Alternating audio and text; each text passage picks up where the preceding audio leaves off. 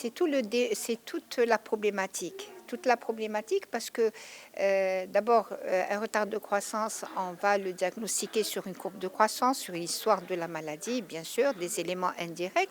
Et puis, lorsque on confirme la réalité de ce retard de croissance, on se doit de faire un bilan qui est éclairé. Selon les étiologies les plus fréquentes. Maintenant, faire les bilans, préalablement, il faudra faire un examen soigneux.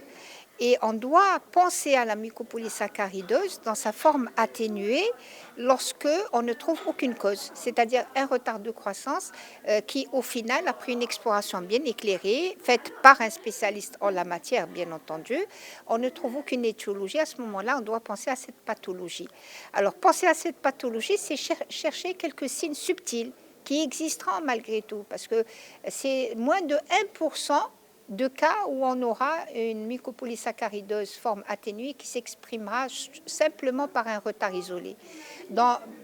Plus souvent, plus fréquemment, il y a des petits signes très subtils qu'il faut rechercher et les reconnaître et compléter par un bilan radiologique.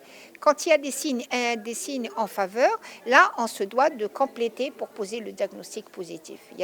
C'est des étapes donc, qui sont progressives, qui n'entraînent pas un coût faramineux, mais on doit faire une exploration appropriée parce que passer à côté d'une mucopolysaccharidose, c'est condamner l'enfant.